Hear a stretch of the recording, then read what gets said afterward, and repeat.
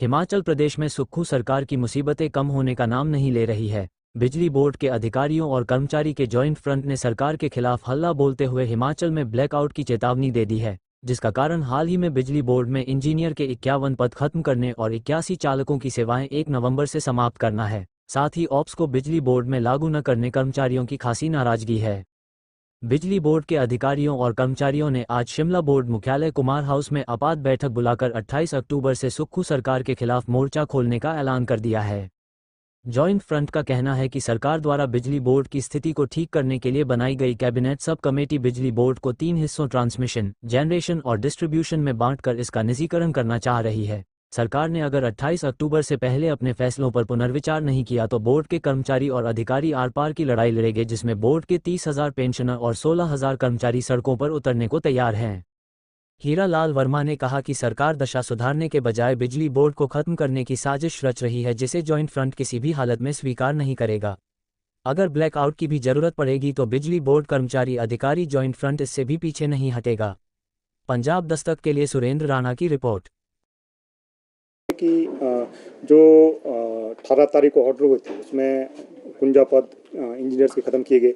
उसके बाद आपके ड्राइवर के 81 पोस्ट ख़त्म की गई थी। उसके बाद हमारी सीरीज़ ऑफ मीटिंग गवर्नमेंट में हुई है, माननीय मुख्यमंत्री से हुई है और आपके सब कमेटी में हुई है। पर हमें कहीं लगा, जो हमारी बैठक हुई सब कमेटी से हुई, तो कहीं ना कहीं हमें लगा कि गवर्नमेंट ने एक डेलिब्रेट मूव बनाया है कि बिजली बोर्ड के बहुत सारे पदों को खत्म करना है और बिजली बोर्ड के ढांचे को और स्विच करना है। तो कहीं ना कहीं उस करके कर्मचारी में भारी क्रोश है, अभियंता में क्रोश है। इस करके हमें फैसला लेना पड़ा कि 28 को पूरे हिमाचल प्रदेश में प्रदर्शन करेंगे। हम ये कहना चाहेंगे कि इसमें जो आपका 2 इशू जो पहले थे, जिसमें आपका ड्राइवर का और साथ में पोस्ट स्टैब्लिश करने का साथ, इसके साथ साथ ओपीएस भी आप जानते हो कि ओपीएस बिजली बोर्ड में काफ़ी सालों से पेंडिंग है और पूरे स्टेट में जितने कर्मचारी हैं वो एनपीएस के कर्मचारी को ओपीएस में उनको ओपीएस मिल गया है, लेकिन बिजली बोर्ड का लगभग 6100 कर्मचारी उस ओपीएस से वंचित है। वो भी एक कारण है, उससे भी कर्मचारी में क्रोश है। दूसरी एक नई डेवलपमेंट हुई है जो सरकार की सब कमेटी में भी सामने आई और कल एक रेगुलेटर में जो मीटिंग थी उसमें भी ये चीज़ आई है कि बिजली बोर्ड को पुनर्गठन की तैयारियां की जा रही है। बिजली बोर्ड को आप समझेंगे सही भाषा में, बिजली बोर्ड को 3 भागों में बांटने की तैयारियां की जा रही है, जिससे कर्मचारियों में भारी क्रोश आया। और कल और आज जो आपने देख रहे हैं मीटिंग में जो कर्मचारी हैं किस तरह का उनका क्रोश था। तो ये जो अनबंडलिंग है, अनबंडलिंग से सारी चीज़ें अगर अनबंडलिंग होगी बिजली बोर्ड को, अगर ट्राइफिकेट हो गया तब तो ये आउटसोर्स क्या, तब तो रेगुलर कर्मचारी क्या, ढांचा क्या, तब तो सारा तहस हो गया। एक कर्मचारी की समझ है कि अगर बिजली बोर्ड की पुनर्गठन किया जाएगा तो एक तो जो 17-18 बिजली बोर्ड के 17-18 हज़ार कर्मचारी हैं उनकी सर्विस कंडीशन प्रभावित होगी। वहीं कहीं जो आपकी 11-1200 करोड़ की लायबिलिटी है, जो पेंशन 29,000 है, उस पर भी बड़ा प्रश्न चिन्ह खड़ा हो जाएगा। इस करके लोगों में बहुत संशय है और आक्रोश भी है। और हम इसके माध्यम से कहना चाहेंगे, आप मीडिया के माध्यम से सरकार को कहना चाहेंगे कि जो आपके अनबंडलिंग का एजेंडा, ये पिछली सरकार, उससे पहले की कई सरकारों ने इस एजेंडे को लिया था और यूनियन और कर्मचारी और हमारे कंज्यूमर्स हैं उनके विरोध के बाद एजेंडा वापस हुआ। आज हम प्रदेश सरकार से भी कहना चाहेंगे कि जिस एजेंडे पे आप काम कर रहे हैं इसको वापस किया जाए। हाँ, बिजली बोर्ड में कुछ और सुधार की जरूरत है, उसमें आपके साथ हैं। और एक चीज़ मैं और भी कहना चाहूँगा, जो बिजली बोर्ड की अनबंडलिंग आज हो जाती है, उस अनबंडलिंग से जो प्रदेश के कंज्यूमर्स हैं उनकी बिजली दरें महंगी हो जाएगी। आज हमारा जनरेशन विंग है जो 560-80 मेगावाट का जनरेशन विंग है, आज उसकी जो कॉस्ट है नीचे, वो टैरिफ में 1 रुपये 50 पैसे या 1 रुपये के इर्द गिर्द चार्ज हो रही है। लेकिन अगर वो हमारे जनरेशन जो पावर हाउसेज हैं दूसरी कॉर्पोरेशन का चले जाएंगे तो उनसे हमें बिजली फिर महंगी दरों में खरीदनी पड़ेगी। तो अल्टीमेटली 3 रुपये 4 रुपये के साथ बिजली आएगी, वो भी टैरिफ में जाएगा। इसके साथ साथ जो आपके बिलिंग चार्जेस, जैसे आपकी ट्रांसमिशन लाइन गई है, यहाँ से हमारे से ट्रांसमिशन लाइन पहले भी गई है, उस पर हम बिलिंग चार्जेस दे रहे हैं। अगर अभी का ढांचा ट्रांसमिशन लाइन का किसी कॉर्पोरेशन को जाता है तो उस ढांचे में भी वो कॉर्पोरेशन बिलिंग चार्जेस क्लेम करेंगे। तो सारी कॉस्ट कहीं ना कहीं जो प्रदेश के कंज्यूमर है उसके टैरिफ में पास होगी। और हमें मोटे तौर से टेंटेटिव देखें कि अगर आज जो टैरिफ है उस टैरिफ में कई गुना इजाफा होगा, इससे जो प्रदेश के कंज्यूमर्स हैं उनको भी अतिरिक्त बोझ पड़ेगा। तो इस करके हम जो अनबंडलिंग की दिशा में रेगुलेटर और अनबंडलिंग की दिशा में जो प्रदेश सरकार आगे बढ़ रही है, इस पर तुरंत विराम लगाया जाए, ये ज्वाइंट फ्रंट की समझ और मांग है। हिडन एजेंडा है, ये तो ट्राइफिकेशन का हिडन एजेंडा है जो नैरेटिव ने सेट किया कि एम्प्लॉइज कॉस्ट करके हम सारे किए जा रहे हैं। आप अगर समझेंगे, आज जो बिजली बोर्ड की जो अपनी पैदावार है उसका, हम जो स्टेट की कंजम्पशन है बिजली की, उसमें लगभग 20% बिजली की अपनी पैदावार है। 80% हम बिजली खरीद करते हैं और 80% जो बिजली खरीदते हैं 8 रुपये 7 रुपये 5 रुपये जो भी मार्केट का रेट है उस हिसाब से पीपी या डिफरेंट से खरीदते हैं।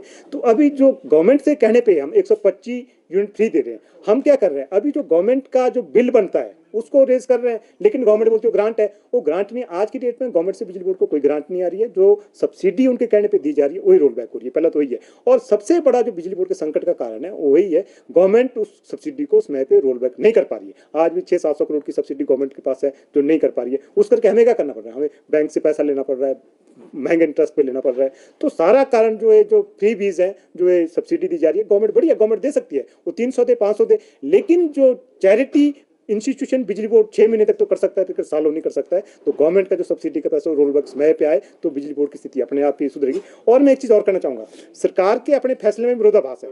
वो जैसे बोल रहे हैं कि आपने इंजीनियर की पोस्ट पे कम करके आप कॉस्ट रिडक्शन करेंगे, पर वहीं कहीं ना कहीं चीफ ऑफिस खोल रहे हैं, सर्कल ऑफिस खोल रहे हैं, जिसमें आपकी करोड़ों की इंप्लीकेशन है। अगर आप फाइनेंशियल मेजर कुछ उठाना चाहेंगे तो आपके जो अपने फैसले हैं उसमें भी आपको चीजें रिफ्लेक्ट होनी चाहिए, लेकिन वो तो कहीं नहीं। हमने उसका विरोध किया था कि आज कार्यालयों की जरूरत नहीं है, उसके बाद भी खोले, लगभग 18 करोड़ 19 करोड़ का खर्चा बिजली बोर्ड का अतिरिक्त डाला। तो वहीं जो दूसरी बात कह रहे हैं कि हम ऊपर की पोस्टों को कम करके नीचे की पोस्टें भरेंगे, तो नीचे की पोस्टें भी 10 और 30 पद पिछले साल के प्रूव हुए हैं और गवर्नमेंट के पास फाइल पड़ी है, लेकिन अभी तक 1.5 साल हो गया, वो भी नहीं भरे जा रहे हैं। तो मुझे लग रहा है जो सब कमेटी जो जिस दिशा में काम कर रही है वो ठीक है, क्या नैरेटिव सेट कर रही है, पर हमारी समझ है सब कमेटी का मेन मकसद है, आप उनके पास कोई भी तर्क दे, पर उनका मकसद है बिजली बोर्ड की कॉस्ट रिडक्शन के नाम पे बिजली बोर्ड के जो ऑफिस है उनको तहस नहस करना, उनको कम करना, और बिजली बोर्ड में कर्मचारियों की संख्या को कम करना। और नीचे जो आज बोल रहे हैं रिक्रूटमेंट की बात कर रहे हैं, आप साथी मीडिया के साथी को पता होगा, गवर्नमेंट में एक पॉलिसी आ रही है, आउटसोर्स की पॉलिसी आ रही है, जिसके तहत पूरी भर्तियां गवर्नमेंट में आउटसोर्स पे की जाएगी। आप साथी देखेंगे उसी तरह पे जो नई भर्तियां, जो हमारे पाइपलाइन में भर्तियां, उसको रोका जा रहा है कि आगे आकर के आउटसोर्स में भरेंगे या कोई नया मैकेनिज्म निकालेंगे। उस पर हम कहना चाहेंगे कि आज जो बिजली बोर्ड में भी है, स्टेट में भी जो आउटसोर्स का कर्मचारी है, उसके साथ खिलवाड़ किया जा रहा है, क्योंकि उसका फ्यूचर निश्चित नहीं है। हम कहना चाहेंगे गवर्नमेंट अगर इसमें आगे जा रही है, कोई इस तरह की नीति ला रही है, तो उसमें जैसे कोई सर्टन, उसमें कोई ना कोई सर्टन होना चाहिए कि उसका फ्यूचर क्या होगा। जैसे डेली वेज पॉलिसी है कि 3 साल के बाद रेगुलर होंगे, कॉन्ट्रैक्ट की है कि 2 साल के बाद रेगुलर होंगे, उसी तरह की कोई पॉलिसी ला रही है। अगर उस पॉलिसी में कोई फ्यूचर होगा कि उनका फ्यूचर सिक्योर है, तो पॉलिसी को माना जा सकता है। लेकिन अगर जिस तरह की आउटसोर्स की प्रैक्टिस आज है कि आप हायर एंड पार 6 साल के लिए आप सेवा दो, उसके बाद आपको भर भेजा जाएगा, उसका हम विरोध करेंगे, बिजली बोर्ड के कर्मचारी विरोध करेंगे। और मुझे लग रहा है एज ए संयुक्त कर्मचारी महासंघ में उसका महासचिव हूँ, उस फ्रंट पे मैं इसका विरोध करेंगे जिस पॉलिसी में गवर्नमेंट आगे बढ़ रही है। एक चीज तो देखेंगे, जो 2 इशू तो हमारे है ही है, जो ये आपका 51 पोस्ट है, ड्राइवर की पोस्ट है, और आपका ओपीएस है, जो इंपॉर्टेंट इशूज हैं। बाकी कुछ फाइनेंशियल क्लेम्स हैं। लेकिन एक चीज आप समझेंगे, अगर ये ढांचा नहीं रहा, मेरा परिवार नहीं रहा, तो मेरे लिए तो सब चीज़ें खत्म है। फिर तो आपका ओपीएस भी खत्म है, मेरे फाइनेंशियल बेनिफिट भी कम है। तो जब ढांचे पे ही प्रश्न आ गया, तो उसके लिए तो बिजली बोर्ड का कर्मचारी अभियंता किसी तक भी जा सकता है, मतलब ब्लैकआउट तक भी जा सकता है। यस, उसमें तो अगर सरकार इस पर पुनर्विचार नहीं करती है, सरकार हमें आश्वस्त नहीं करेगी कि हम इसमें अनबंडलिंग नहीं करेंगे, इसमें आगे नहीं बढ़ रहे हैं, अगर सरकार ऐसा नहीं बोलेगी तो हम किसी भी हद तक आगे जा सकते हो, ब्लैकआउट हो या कोई और एक्शन हो, लेकिन उसमें बिजली कर्मचारी संदिग्ध से तैयारी करेगा। इसमें अभी तो जो ज्वाइंट फंड का फैसला बड़ा क्लियर है, और मुझे लग रहा है आप साथी जानेंगे, ओपीएस को गवर्नमेंट ढाल बना रही है। ओपीएस को ढाल बनाते हुए उसके पीछे बैकग्राउंड में बहुत सारी चीजें चलाई जा रही है।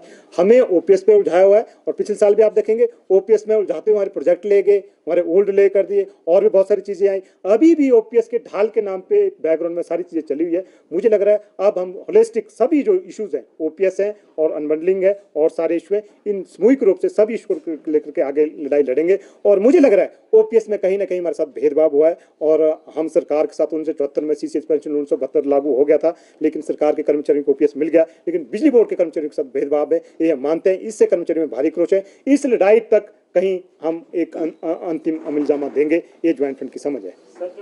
मैं तो ये कहना चाहूंगा, जो माननीय मंत्री महोदय से, सरकार से भी कहना चाहूंगा कि क्या सरकार के रिसोर्सेज हैं, सरकार में तो दी है, जो स्टैट्यूटरी ऑब्लिगेशन होती है, जो आपके लॉ, जो आपके स्टैट्यूटरी होते हैं, जो उसकी ऑब्लिगेशन है, ये सीसीएस पेंशन रूल की भी स्टैट्यूटरी ऑब्लिगेशन है। हमारे बिजली बोर्ड में सीसीएस पेंशन 1972 लागू है, तो 1972 लागू है, उसकी अमेंडमेंट तो लागू करनी पड़ेगी आपको। उसमें थोड़ी देखा जाता कि आज हमारी पेंशन आपकी 1200-1300 करोड़ की है, क्या आप बोलेंगे जी नहीं पेंशन देनी है? जो स्टैट्यूट में प्रोविजन है उसके लिए आपको फाइनेंशियल फंड्स, आपको आपकी जिम्मेदारी आपको अरेंज करनी है।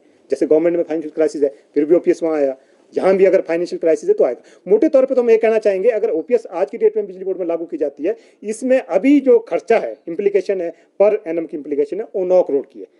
जो एनएसएलडीएल में पैसा जा रहा है वो 48 करोड़ है। अगर आज की डेट में आप ओपीएस लागू करते हैं, फिर भी आपके पास 37-38 करोड़ तो बच गया। आज की डेट में तो कोई इम्प्लीकेशन नहीं है। तो मुझे नहीं लग रहा है, ये तो सब बहाने हैं जिस तरह से सारी चीज़ें की जा रही है। एक डिले टैक्टिस है, हो सकता है हम जो मान रहे हैं कि इसको ढाल बना करके बहुत सारे हिडन एजेंडे बिजली बोर्ड में लागू किए जा रहे हैं, ये हमारी समझ है। इस करके ओपीएस की लड़ाई भी हमारी फॉरफ्रंट पे रहेगी, ये हमारा रहेगा।